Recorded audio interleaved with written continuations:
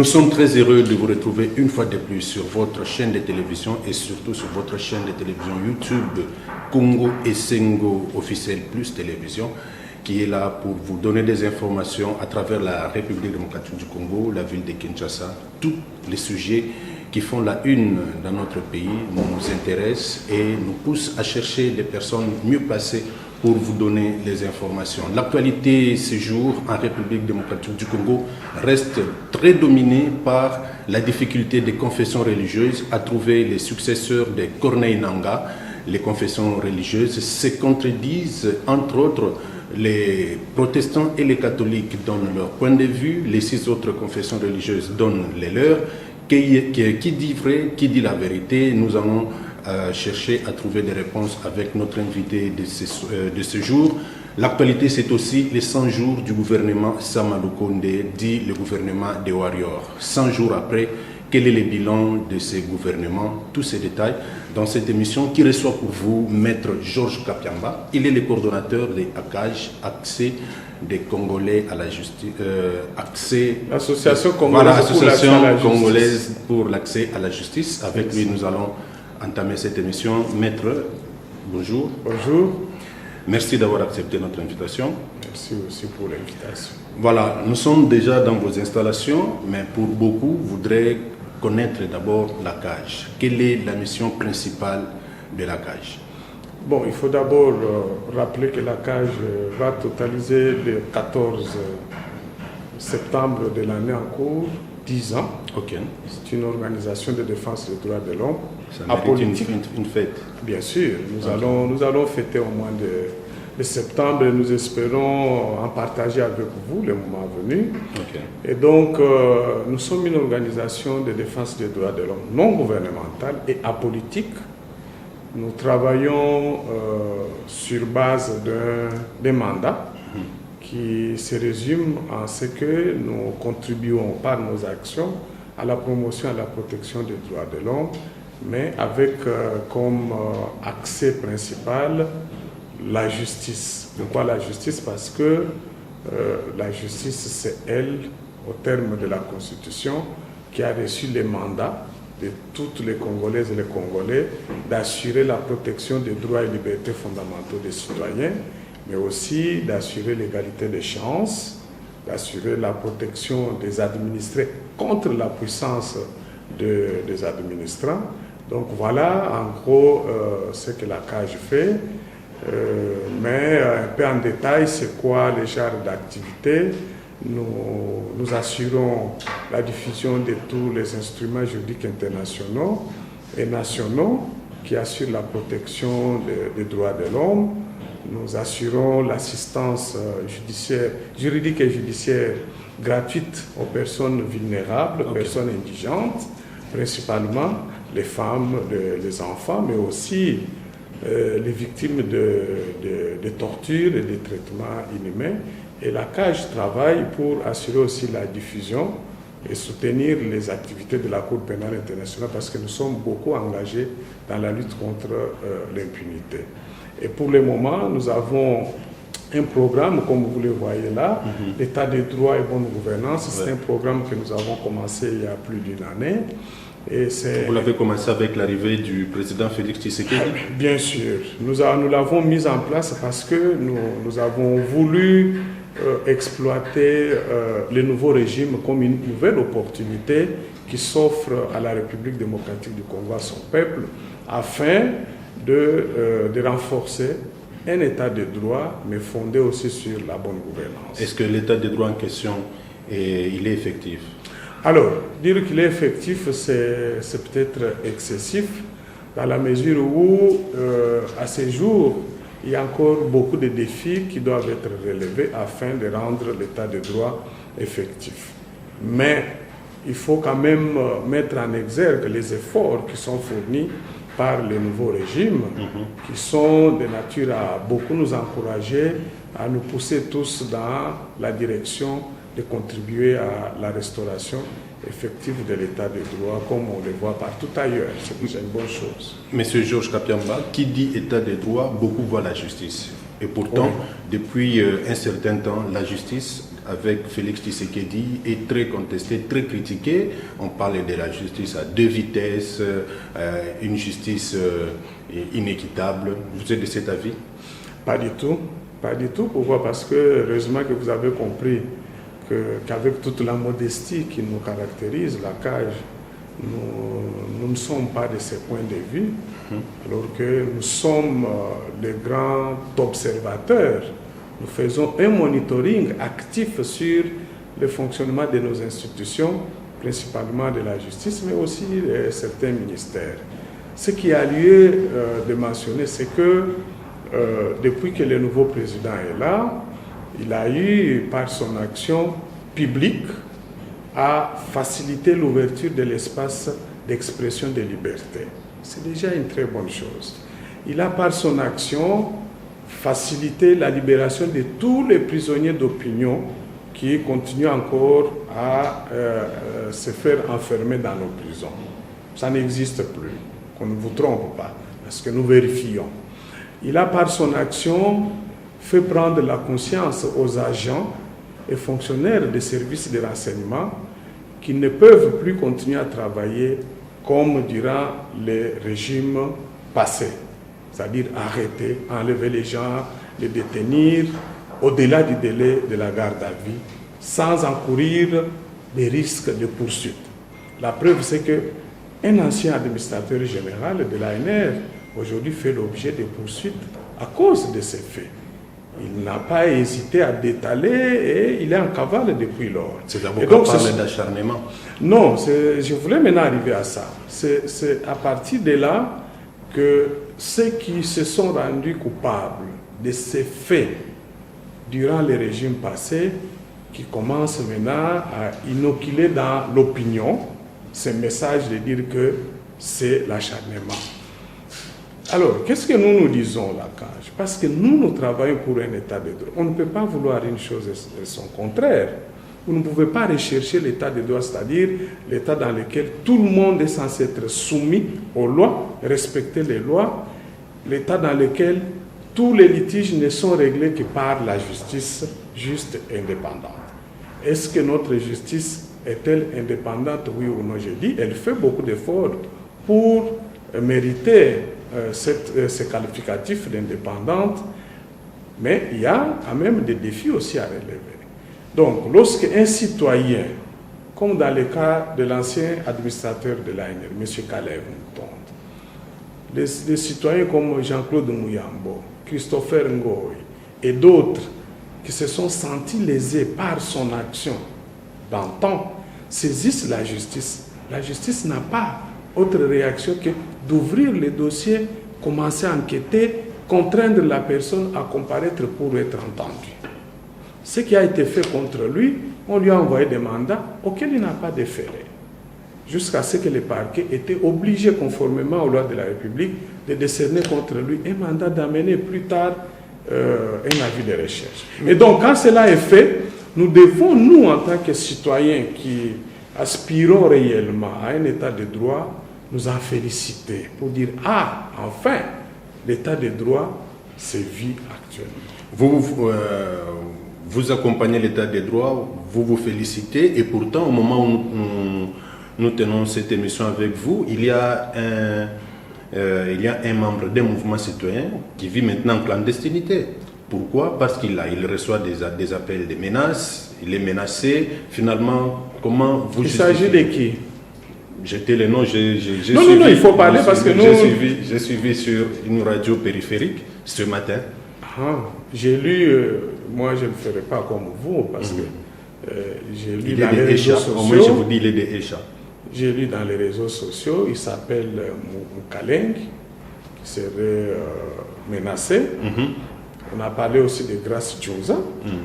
Il reçoit des menaces de la présidence. Alors, voilà tout ce que nous disons. Ouais.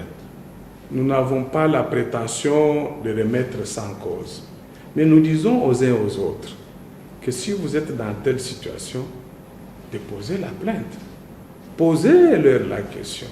ou aux membres de leur famille ont-ils tenté de déposer la plainte que ça n'a pas marché? Et ils savent bien, parce que Mukeleng, là, de l'ECHA, comme Grace Tchunza, ont eu à participer à beaucoup de formations, notamment celles organisées par la CAGE.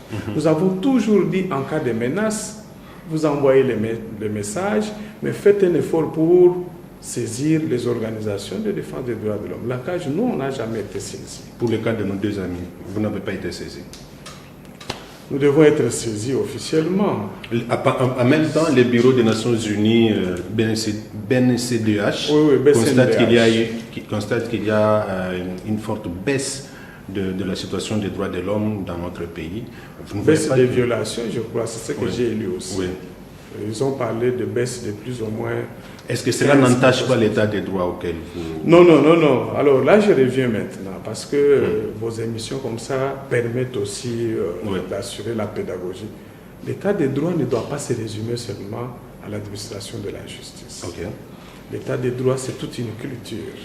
Le fait pour chaque citoyen de prendre conscience du fait que je vis dans un état où règnent les droits, où il y a les lois, où il y a des cours et tribunaux, et que moi, en cas de problème, que je sois lésé par X, Y, je ne peux pas me rendre justice par moi-même, je dois m'approcher de la police, des parquets, des tribunaux, pour déposer ma plainte, c'est déjà la culture vers l'état de droit. Okay. Le fait pour chaque citoyen de considérer que même si quelqu'un m'a insulté, je ne peux pas répliquer par une autre insulte, mais je m'adresse à la police, c'est déjà la maturité d'un état de droit. Mais ça va un peu loin par rapport maintenant aux dirigeants. Le fait par les dirigeants, ceux qui gèrent, de se rendre compte qu'ils ont l'obligation de ce qu'on appelle des redevabilités. Rendre compte de leur gestion. C'est ça l'état de droit. Et d'appliquer les lois dans tous les secteurs, même administratifs. Okay. C'est ça l'état de droit. Il ne faut pas qu'on réduise l'état de droit seulement à l'administration de la justice. Je sais que c'est un effort commun, médias que vous êtes, nous des ONG qui devons éduquer notre population pour qu'ils sentent que l'état de droit, c'est mener une vie de manière équitable dans tous les secteurs. Par exemple, vous êtes dans une commune où règne l'insécurité, l'état de droit voudrait que lorsque vous êtes dans telle situation, vous pouvez écrire une pétition, une lettre demandant des explications à votre bourgmestre. Et le bourgmestre doit répondre. C'est ça l'état de droit. Voilà, une dernière question en rapport avec la CAGE. La CAGE est connue même à l'international. Sur les panneaux que nous voyons ici, c'est mentionné que vous êtes apolitique. Bien sûr. Pourtant, la personne de Georges Kapiamba est toujours colorée, étiquetée à la politique, notamment à l'UDPS. Comment vous réagissez par rapport à cette question? Alors, qui m'étiquette? C'est peut-être ceux qui sont pas contents de l'action de la CAGE, non? Mais ça peut nous éteindre. On vous reproche souvent de ne jamais critiquer les pouvoirs en place. Vous êtes pro-pouvoir. Ah. Alors, mais il faut poser la question à ces gens-là. Sur quoi voudrait-il que la CAGE puisse critiquer les pouvoirs en place? Sur quoi? Qu'ils vous disent concrètement. Vous ne reprochez rien. Ils vont vous dire déjà, j'entends, ils vont vous dire non parce qu'on tue les gens à Béni. C'est ça. Ou parce qu'on tue les gens à Béni, vous devez dire responsabiliser le président de la République. Ce n'est pas une démarche, ce n'est pas un raisonnement d'un citoyen qui respecte l'état de droit, parce que l'état de droit, c'est savoir analyser les faits et de pointer la responsabilité de quelqu'un qui, à la suite d'une démarche méthodiquement réfléchie. Aujourd'hui, vous allez dire, par exemple, que c'est le président de la République qui tue les gens à Béni, sur base de quoi? Et nous, la CAGE, nous ne pouvons pas dire ça. Parce que nous avons les faits en face. Le président de la République a décrété l'état de siège. Il a mis une administration militaire. Lui-même s'est rendu sur place. Il a pris même le courage de dénoncer la mafia qui a régné au sein de nos forces armées et de défense, qui empêchait à ce que l'État puisse arriver à mettre fin à cette hécatombe-là depuis plus de 20 ans. Et vous voulez que la CAGE dise que le président de la République est responsable? Non, pas du tout. Quand on parle à CAGE, on voit plus Georges Kabiamba. Georges Kabiamba, il est de l'UDPS. Non, mais je ne suis pas de l'UDPS, je n'ai jamais été de l'UDPS. Mais Je dois être sincère avec vous que dans mon parcours académique, parce qu'ils sont nombreux les amis qui travaillent actuellement, nous avons eu, nous, en tant qu'étudiants, à l'époque, lorsqu'il y a eu l'ouverture de l'espace politique, oui. Nous avons eu, en tant qu'étudiants, à soutenir les actions d'un grand parti d'opposition qui existait à son temps, c'était l'UDPS. Ça, c'était tout à fait normal, c'était l'euphorie résultant de ce qu'on peut dire de l'émancipation, parce que Mobutu avait dit fini les partis État, et nous, les étudiants, déjà avec nos revendications comme d'habitude, nous nous sommes dit soutenons celles de l'opposition parce que nous espérons qu'avec eux au pouvoir, les choses allaient changer. Voilà, petit à petit, nous allons entrer dans les vifs de notre émission. Une question qui va faire objet de transition. Georges Kapiamba, vous croyez au tribalisme dans notre pays? Alors, le tribalisme est un des faits sociaux, plutôt, que nous vivons dans notre pays. Il y a de temps en temps où ça semble monter, ça semble stagner, mais nous devons arriver à convenir des moyens non violents pour y faire face. Par rapport à ce qui se passe présentement depuis cette affaire des nominations, oui, il y a aussi l'amplification, l'exagération. Nous ne sommes pas au point aussi de beaucoup nous alarmer à cause de ces phénomènes. On pouvait, ou on devra s'alarmer lorsque nous sentirons que ce sont des leaders d'opinion plutôt, oui, ou les médias qui essaient de relayer cette incitation. Comme ça s'est passé au Rwanda. Comme ça s'est passé au Rwanda. Voilà. Mais pour le moment, on sent que c'est des débats dans les réseaux sociaux entre des citoyens isolés, des gens qui expriment leur ras-le-bol parce qu'ils n'ont pas eu du travail et qu'ils disent que bon, tel doit être de telle province, c'est comme ça qu'ils ils ont du travail, nous n'en avons pas. Bon, ça, nous devons mettre ça sur les comptes des revendications normales, hein. Ça, c'est pas assez important. Cependant, on a senti un danger de l'exploitation de l'élément tribal avec le processus de désignation du président de la CENI, parce que c'est à cette occasion que certains leaders religieux ont eu à évoquer, nous avons eu des témoignages qui ont confirmé que certains leaders religieux ont eu à considérer que XY ne peut pas être retenu parce qu'appartenant à la même province que le chef président de la République. Ça devient dangereux quand c'est repris par des leaders d'opinion. Voilà qui nous permet d'aborder les questions politiques, notamment la CENI. Monsieur Georges Kapiamba, dans le contexte actuel de la République démocratique du Congo, lié aussi à la culture, pensez-vous que la CENI peut être dépolitisée? Non, pas du tout, il ne faut pas qu'on se trompe. C'est une institution d'appui à la démocratie, mais est-ce qu'elle peut être dépolitisée? Comment? Parce que c'est un organe appelé à arbitrer une activité fondamentalement politique. Les élections, les droits au vote font partie des droits civils et politiques. Mais comment allez-vous dépolitiser? Et qui entre en concurrence ou qui se battent lors des élections, ce sont des politiques, des partis politiques, même s'il y a des indépendants, mais vous verrez que toujours ce sont des indépendants qui ont eu à définir un projet de société politique.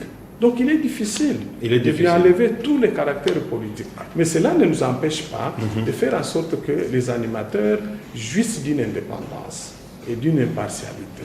Oui, ce n'est pas possible d'avoir une CENI dépolitisée. C'est possible. Il ne faut pas qu'on soit démagogue et tromper l'opinion ou le peuple que la CENI peut être dépolitisée. Je ne sais pas de quelle manière. Et pourtant, il y a une bonne partie des politiques congolais qui croient qu'il y a possibilité d'avoir un représentant de la CENI apolitique. Ah, alors là, ça change. Ça change, ça veut dire qu'on voudrait que les animateurs puissent être des personnes sans coloration politique. Ah, là, je suis d'accord. C'est possible. Ça, c'est possible. Comment? C'est possible, comme dans les cas d'espèce, la loi a prévu que le président puisse provenir des organisations confessionnelles ou provenir, bref, de la société civile. Donc, comme la société civile n'a pas comme mission, objectif de conquérir et d'exercer le pouvoir, elle est censée être écartée de toute coloration. Jouer l'arbitre. Exact. Et là, c'est possible. C'est possible. Mais pour y arriver, il faudrait que ceux qui ont la charge de désigner puissent eux-mêmes déjà aussi s'éloigner des sentiments politiques pour tel ou tel camp. Prenons le cas de Lamouka qui dit qu'il ne va pas déléguer ses représentants à la nouvelle CENI, d'après Corneille Nangaa. Lamouka insiste sur la dépolitisation de la CENI. Conséquence, on risque d'avoir une CENI sans les représentants de Lamouka, de FCC et avec les risques aussi de l'ensemble de Moïse Katumbi. Alors, nous suivons leurs revendications. Ils disent qu'il faudrait que tous les 15 membres, qu'on remodifie la loi pour faire en sorte que tous les 15 membres, 5 du bureau et 10 de la plénière, puissent provenir que de la seule société civile. Ça, c'est un compromis qui doit être trouvé. Le président déjà promulgué. C'est ça que j'ai dit, c'est ça que j'explique. Ça doit être un consensus qu'il fallait trouver, mais il me semble être illusoire aujourd'hui de revenir à ça. Parce que je suis conscient que ce qu'il propose est en soi l'idéal. Mais dans le contexte de notre pays, ça me semble être irréaliste. C'est difficile. C'est très difficile. C'est très difficile. Je ne vois pas comment les membres de la société politique vont accepter de laisser cette charge-là de tous les 15 aux personnes provenant seulement de la société civile. On est loin vraiment de convaincre ça la majorité. En confiant la charge aux confessions religieuses de trouver les successeurs de Corneille Nangaa, les politiques croyaient aux pasteurs, aux serviteurs de Dieu. 2 semaines ou 3 semaines après, finalement, on n'a pas les successeurs de Corneille Nangaa. C'est quoi la difficulté selon vous? Non, mais la difficulté, c'est que les chefs de confession religieuse sont partis. D'abord, la première erreur, grosse erreur, c'est qu'on a adopté la loi. Je crois que ce sont les articles 9, 10, 11 et 12 qui organisent cette question-là de la nouvelle loi. On a dit, l'article 11, si ma mémoire ne me trahit pas, que c'est le président de la CENI est désigné par les confessions religieuses.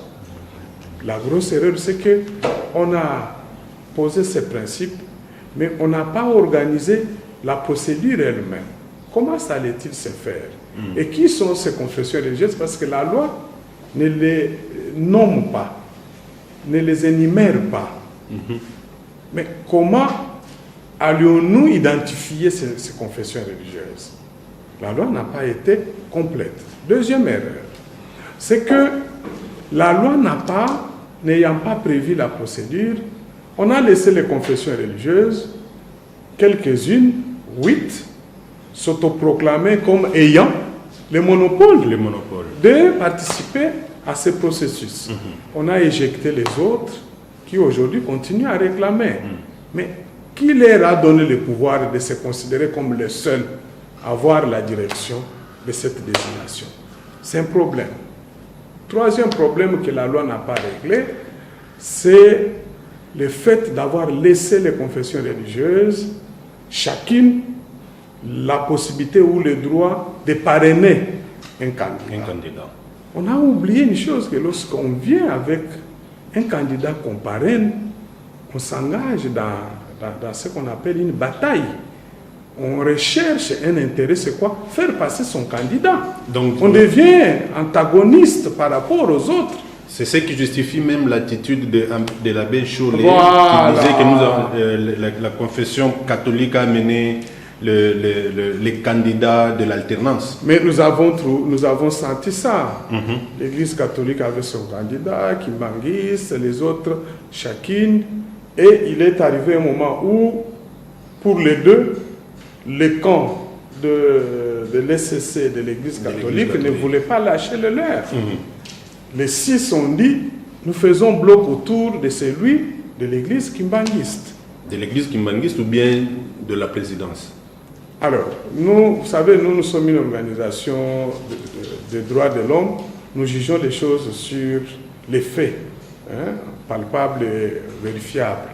Nous savons que la présidence n'a jamais désigné un candidat et ne peut pas le faire parce que, n'étant pas l'une des confessions religieuses telles que la loi l'a prévu, il y a des supputations. Nous laissons le libre cours à ceux qui avancent cela, mais nous ne pouvons pas les relayer.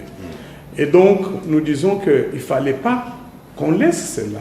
Parce qu'à partir du moment où vous êtes 8 et que chacune de vous parraine un candidat, donc vous venez à la table avec 8 candidats. Qu'est-ce qui va s'engager? Il va y avoir un peu une bagarre.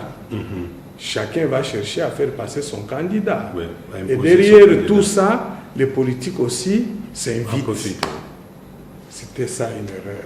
On aurait dû ne pas accepter que les candidats autour desquels les consensus devaient se dégager ne puissent pas être parrainés par une confession religieuse. Je sais qu'il y a une structure ou encore un secrétariat technique qui s'occupe d'étudier le dossier de tous les candidats. Constitué toujours des représentants des 8 confessions religieuses. Des 8 confessions religieuses. Mais comment ils ont laissé les candidats à problème passer jusqu'à l'étape de discussion et finalement bloquer toutes les démarches? Alors, qui est candidat à problème?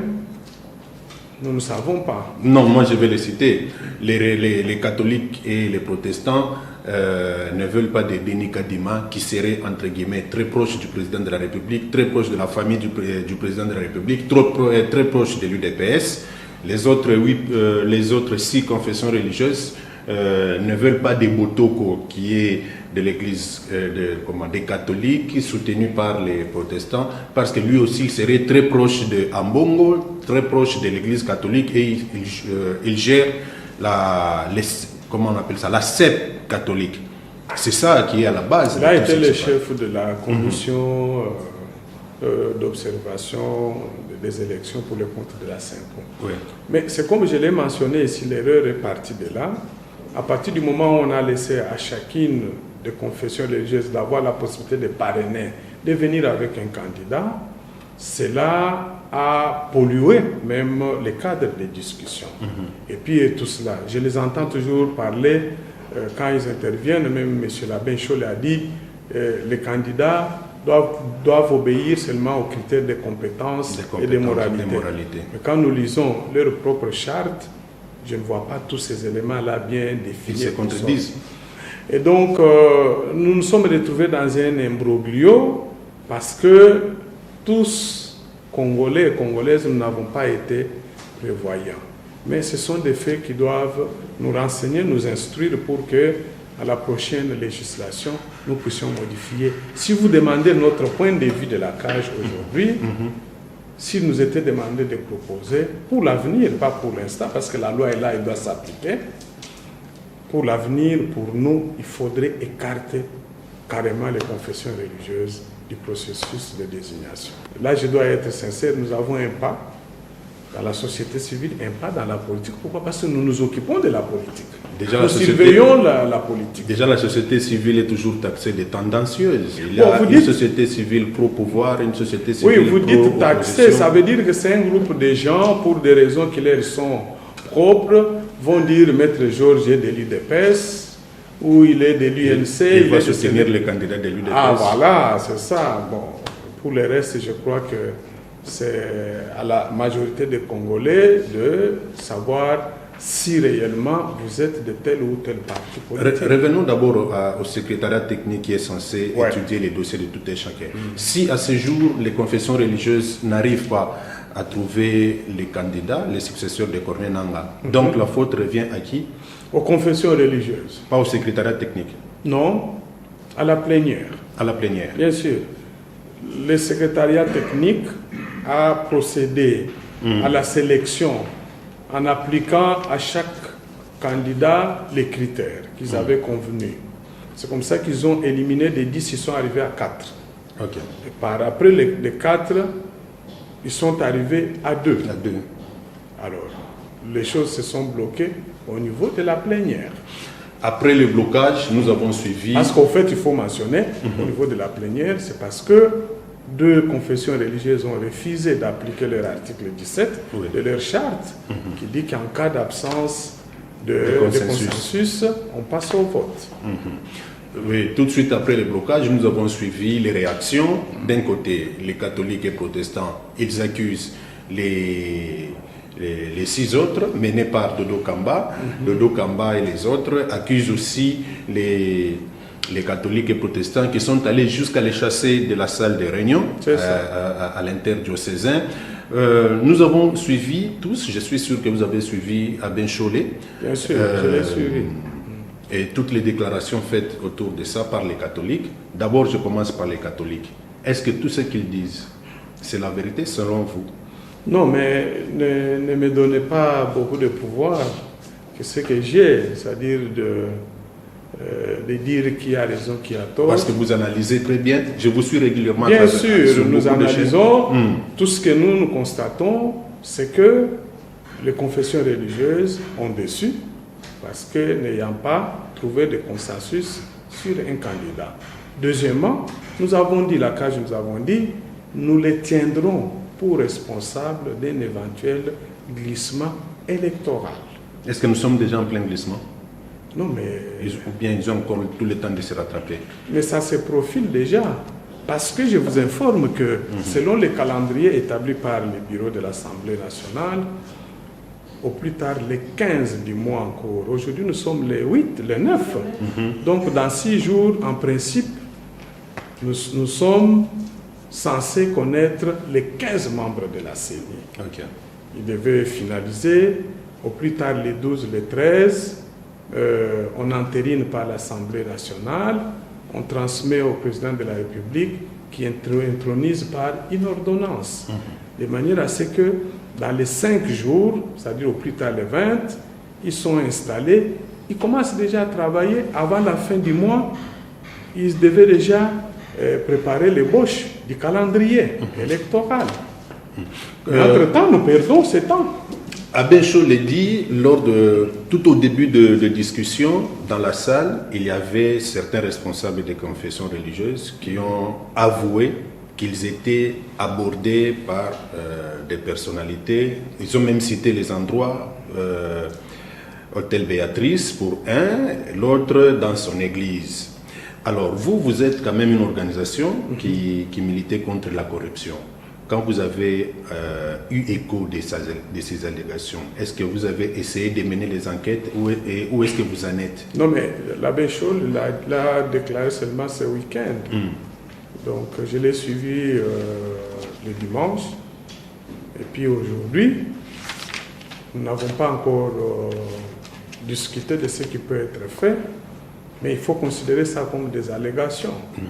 Parce que lui-même, on ne cesse de lui demander des preuves, il se réserve de les produire. Il dit que les preuves ne pourront être produites qu'éventuellement devant la commission spéciale de l'Assemblée nationale.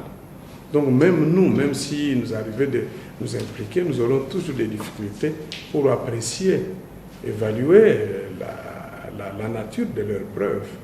Donc pour nous, nous prenons ça comme jusque-là de simples allégations. Des simples allégations. Bien sûr. Ok. Allons-nous vers un forcing? Bon, le forcing de quoi? Je ne sais pas qui force. Je constate tout simplement que nous sommes en train, si rien n'est fait, il n'y a pas de déclic d'ici les 15, pouvant nous permettre de rattraper le temps, on est parti pour un glissement. Pour un glissement. Ah oui. Et les responsables seront les confessions religieuses. L'actualité, c'est aussi les 100 jours du gouvernement Samalou Condé, le gouvernement dit des Warriors. Première question par rapport aux 100 jours. Comment Maître Georges Kapiamba juge les bilans du gouvernement Samalou Condé? Nous sommes en train de finaliser notre rapport qui sera présenté d'ici 48 heures. Ok. Mais bon, je peux, parce qu'il faut vous faire honneur, vous dire que pour nous, les 100 jours, nous avons retenu qu'il y a eu un certain nombre d'actions louables qui ont été menées, principalement sur le plan économique et financier. Bon, sur le plan social, nous n'avons pas noté d'actions spectaculaires que nous pouvons mettre à leur actif. Sur le plan sécuritaire, nous avons noté beaucoup d'efforts fournis en vue de maîtriser la situation à l'Est avec l'état de siège. Et donc, voilà, en quelques mots, c'est ça. Et sans oublier aussi le fait que sur le plan de la gestion, nous avons noté certains couacs dans les chefs de certains ministres, membres du gouvernement, qui n'arrivent toujours pas à nous convaincre quant à leur engagement pour lutter effectivement contre les antivaleurs. Vous avez parlé de l'amélioration de la situation financière et économique, et pourtant... cadre macroéconomique, comme ça s'appelle. Et pourtant, la population ne sent pas ça. C'est quoi les problèmes? Alors, comme je l'ai mentionné, ce que la population attend, ce ne sont pas ces slogans-là. Nous avons amélioré le cadre macroéconomique. La population n'entend pas ça. Voilà, mais il faudrait qu'il y ait des retombées. C'est ça, nous le mentionnons aussi. Qui tarde à venir. Est-ce que dans 3 mois, il pouvait être possible de maîtriser le cadre macroéconomique, espérer immédiatement des retombées? Je crois qu'en tant que scientifiques, nous devons être aussi compréhensifs en disant, dans les 3 mois, on ne pouvait pas tout espérer, mais voyons voir maintenant, dans les 6 mois à venir, ce que ça va donner. Il y a aussi un problème avec les gouvernements, c'est quand les gouvernements annoncent que les produits désurgelés seront revus à la baisse. Oui. Depuis qu'on en a parlé jusqu'à ce jour, on ne sent pas les changements sur terrain, et du coup, on a comme l'impression que les gouvernements, dans son ensemble, en commençant par les présidents de la République, jusqu'au dernier des ministres, je ne sais pas c'est qui, il y a trop de promesses qui ne se réalisent pas. Alors, s'il faut aborder les points précis que vous avez soulevés, la baisse des prix des produits surgelés. La CAGE, nous avons participé et nous suivons ces dossiers de plus près. Nous avons eu des échanges avec les ministres de l'économie. Nous-mêmes, nous travaillons, nous faisons notre propre monitoring. Nous sentons que le gouvernement est déjà sur le bon rail. Déjà là, ce week-end, vous avez suivi que le samedi, le Premier ministre a présidé la cérémonie de la signature de l'arrêté du ministre de l'économie fixant enfin les nouveaux tarifs des services aériens. C'est déjà un bon pas. Deuxièmement, il reste maintenant en ce qui concerne les produits de première nécessité ou les produits de base à grande consommation. Le ministre et son cabinet, nous on est en contact avec eux, nous ont fait savoir qu'ils attendent 2 derniers arrêtés, un interministériel et un autre ministériel, pour, une fois pour toutes, alléger les dernières charges fiscales, de sorte que ça permette maintenant au ministre de l'économie d'adopter la dernière, ce qu'on appelle la dernière structure des prix. Donc, patientons, sûrement que pendant la semaine ou l'autre semaine là, ça va se concrétiser. Parlons un peu de la baisse du coût de billets d'avion. Il y a quand même des inquiétudes. De la part de qui? De plusieurs observateurs, bien sûr. Qui ne sont pas contents qu'il y ait baisse de prix. Certainement. En fait, j'ai lu, il y a des gens qui ont réagi de cette manière. Certainement, il y aura baisse de coût des billets, mais c'est avec quels avions? On risque de se retrouver comme à l'époque avec des cercueils volants. Vous savez, nous sommes une organisation de face. Nous ne sommes pas de l'opposition. Parce que ça, c'est une rhétorique de l'opposition. De dire, oui, ce qui est fait là est fait, mais voilà, il fallait qu'il y ait de nouveaux avions. Ça, c'est pas notre approche. Nous avons toujours milité pour que ces prix soient revus à la baisse. Mais maintenant que le gouvernement a obtenu cela, il faut louer, féliciter le gouvernement, mais tout en disant au gouvernement, aider maintenant les opérateurs aériens à acquérir de nouveaux aéronefs. Est-ce que le gouvernement va faire le suivi continuellement?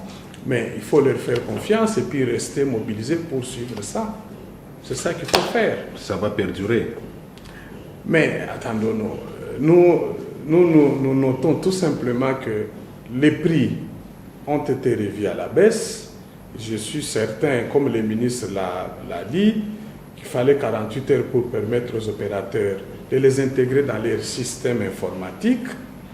Et dans les 48 heures, 72 heures, les prix vont être appliqués. C'est déjà une bonne chose. Ça va permettre aux citoyens de se déplacer, de voyager.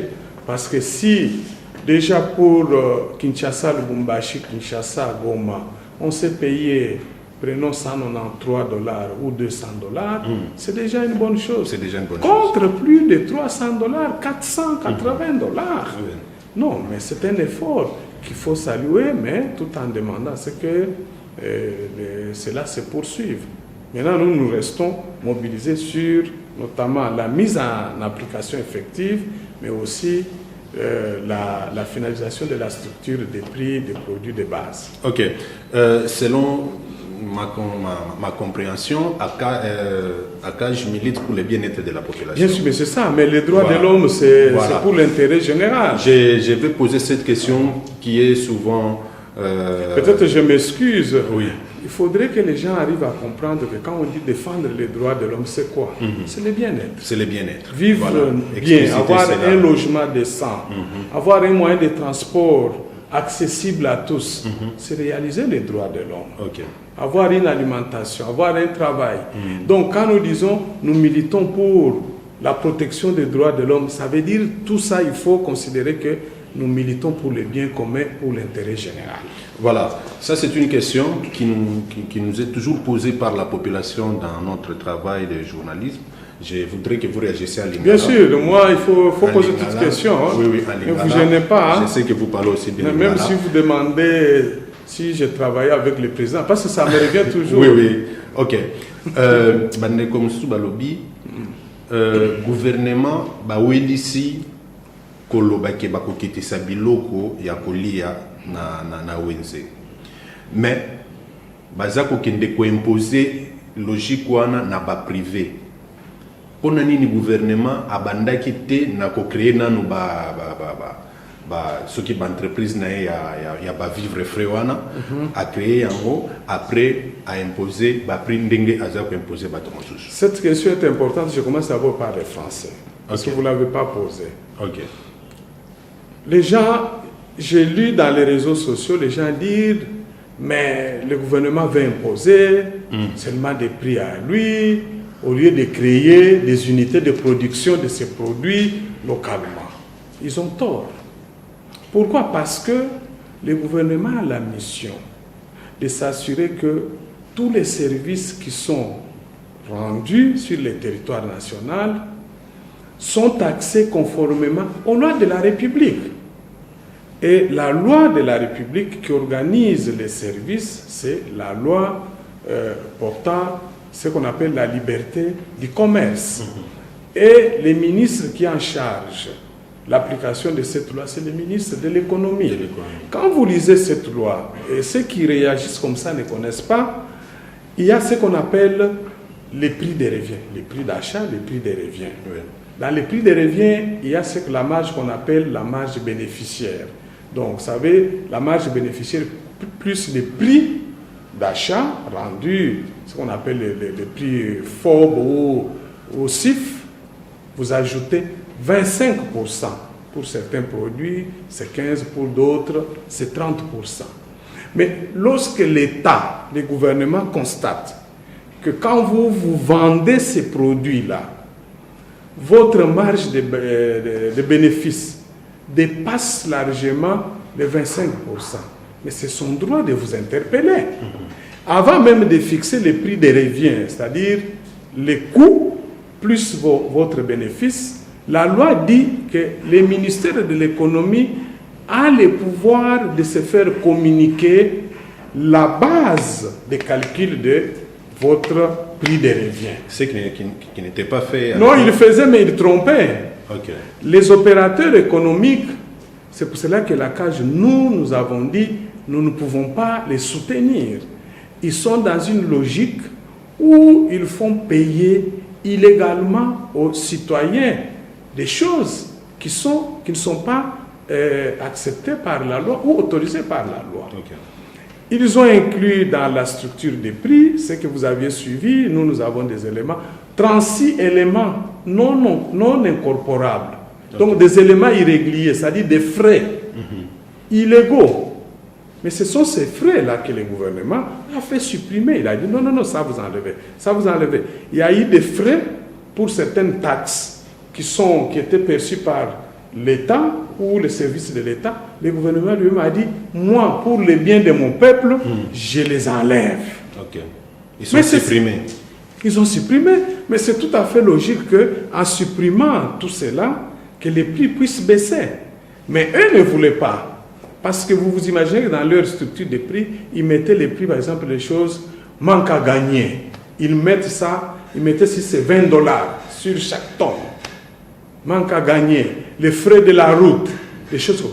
Non, le gouvernement a dit, mais les frais de la route, c'est quoi? Moi, en tant que l'État, je veux prendre des dispositions pour qu'il n'y ait plus de tracasseries routières, qu'il n'y ait plus de barrières. Mais eux ne veulent pas. Et ils veulent que ça reste comme ça. Pourquoi? Parce qu'en fait, ils gonflent cet argent et c'est de l'argent que beaucoup d'opérateurs utilisaient pour corrompre les agents de l'État. Mais nous ne pouvons pas aller en guerre contre la corruption tout en laissant les opérateurs économiques, certains, en train de corrompre les agents de l'État. Oui, le problème aussi, c'est que les opérateurs économiques qui sont dans ce secteur-là sont en majorité que des étrangers, des expatriés. Oui, mais c'est ça la situation actuellement. On ne va pas, moi c'est ce que j'ai dit, lorsque nous abordons, nous devons être réalistes.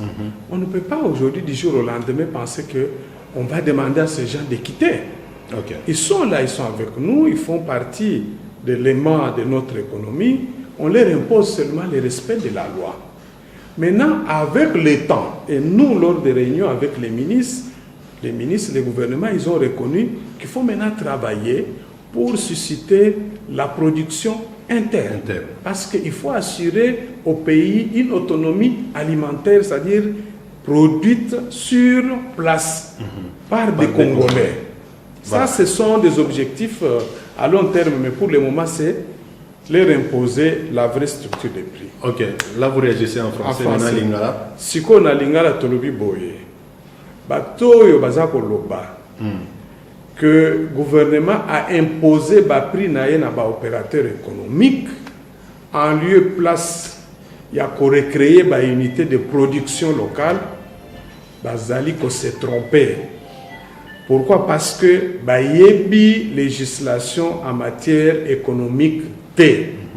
Et sengeli ba yeba que législation économique na mboka na biso ici est décrété, consacré principe et la liberté des prix. Mais na kati ya législation na balobi boye, même si principe régime ezali liberté ya prix, mais il y a des marges bénéficiaires pe ba éléments oyo ezali de numérés de manière limitative oyo esengeli botia en compte pour na ko déterminer prix définitif ya article. Ce qui ont pratiqué prix, yo au définir structure na prix na yo na ba élément oyo ezali prévu na loi té, ozali déjà ko se rendre coupable na infraction. Alors à ce moment-là, le gouvernement a une obligation, dans le cadre il y a qu'on fait respecter l'état de droit, qu'on protéger les consommateurs, il y a qu'on intervenir, soit pour sanctionner, qui peut sanctionner, et par exemple fermeture, ce que vous avez renvoyé donc pourquoi? Pour faire respecter l'état de droit. Dans le baki ango que l'état de droit ils allaient respecter mibeko yamboka quel que soit le secteur. Okay. Donc biso tozali ko soutenir des marches à gouvernement, il faut que le gouvernement a continué à obtenir réduction sensible et à bas prix parce que les opérateurs économiques dans le biso saleli prix au ezalaki na 36 éléments ya lukuta o banda ko tia ko tondisa na structure de prix o banda ko faire payer na paisible citoyen pona bomengo na bango au préjudice ya vie sociale ya ba congolais. Monsieur Georges Kapiamba, revenons aux 100 jours du gouvernement. Vous avez énuméré les secteurs dans lesquels le gouvernement s'est bien comporté, notamment la sécurité. Et pourtant, quand on parle de sécurité, nous voyons beaucoup plus l'Est. Il faut relativiser, j'ai dit, dans lesquels le gouvernement a fourni beaucoup d'efforts. Merci. Pas c'est bien. Oui, c'est bien, c'est comme si je l'ai donné 10 sur 10. Voilà. Bon, le gouvernement a fourni un peu d'efforts sur le plan sécuritaire. Et pourtant, nous avons suivi la semaine passée les députés de l'Est qui ont refusé de prendre part à la plénière, à l'Assemblée nationale, parce qu'ils ne voyaient pas clair. Il y a des informations qui se contredisent. La société civile sur place parle d'autre chose, la radio parle d'autre chose, le gouvernement parle autre chose. Vous avez dit souvent, vous êtes en réunion avec le gouvernement. Bien sûr. Dites-nous finalement, c'est quoi la situation? Qu'est-ce qui se passe à l'Est? Est-ce que les gouverneurs militaires qui ont été installés dans les deux provinces sont-ils à la hauteur? Bien sûr, sont à la hauteur. Pourquoi? Parce que nous voyons, nous avons des points focaux, la cage, nous avons des points focaux, même dans des territoires, dans ces provinces, nous suivons la situation. Mais ce que je voudrais aussi rappeler, c'est que pour nous, en tant qu'organisation de défense des droits de l'homme, il est de notre droit de continuer à faire pression sur le gouvernement pour que des mesures les plus rigoureuses possibles soient prises afin de régler la situation de l'insécurité à l'Est. Mais nous ne sommes pas de ceux qui penseraient qu'il faut aujourd'hui mettre fin à l'état de siège. Pour quelles raisons? Nous allons mettre fin à l'état de siège pour faire quoi? Parce qu'il y a toujours des morts. L'Est continue à compter des morts. Parce qu'il y a toujours des morts. Alors quand il y a des morts, c'est-à-dire il y a l'insécurité, il y a des groupes armés. Mais qui doit faire face à ces groupes armés? C'est toujours des militaires. C'est comme pour dire, on met fin à l'état de siège, on remballe tous ces militaires, ils rentrent dans leur province où ils étaient ou au sein de leurs unités. Moi, je pense qu'aujourd'hui, ce qui s'est fait, l'exercice qui est en cours au niveau de l'Assemblée nationale, est le meilleur possible. L'audition à huis clos des ministres, des techniciens, des chefs d'état-major, des gouverneurs. J'ai appris que les deux gouverneurs devaient aussi venir pour fournir des informations hautement sensibles. Oui. C'est ça la démocratie. Il ne faut pas commencer à demander qu'on mette fin à la présence militaire, mais c'est pour abandonner même quelques villes et territoires qui ont été déjà repris par nos forces armées, les abandonner encore aux groupes armés. Non, mais moi je ne comprends pas. Je ne comprends pas. Donc, nous sommes totalement opposés à une démarche qui irait dans le sens de dire aujourd'hui, on met fin à l'état de siège. Okay. Parce qu'il n'y a pas d'autres alternatives. Nous sommes arrivés à la fin, mais parce que nous parlons sécurité, je vous avais suivi lors de l'assassinat de l'étudiant Kouété, qui a été enterré hier. Au niveau de la justice, les policiers à la base de cette mort ont été sanctionnés lourdement, peine de mort. C'est ça. Peine de mort. Est-ce que c'est, selon vous, comment vous avez suivi l'évolution de ces dossiers? Et encore, est-ce qu'un jour, peut-on compter sur la police? Parce que de plus en plus, nous devons compter avec la police. La police congolaise a la gazette facile. Non. Nous devons compter avec la police. Et le gouvernement a l'obligation d'organiser de plus en plus la police. Elle doit être là. Nous ne pouvons pas nous débarrasser de la police parce que dites-moi, si nous nous débarrassons de cette police, qu'est-ce qui va la remplacer? Ça sera la jungle. Donc, il peut y avoir des problèmes. Il y a des irréguliers, quelques policiers qui commettent des bévues. La loi est là. Et la police la loi militaire est là, on les identifie, on les sanctionne. On renforce la discipline. Il faut par contre travailler pour qu'au prochain recrutement, qu'on tienne compte déjà de l'éducation des bases. Parce que notre police, aujourd'hui, comme nos forces armées, ça ce n'est pas un secret, sont remplies de gens qui étaient des koulouna, des gens qui n'ont jamais bénéficié d'une éducation normale de base. Nous devons avoir une armée, une police professionnelle.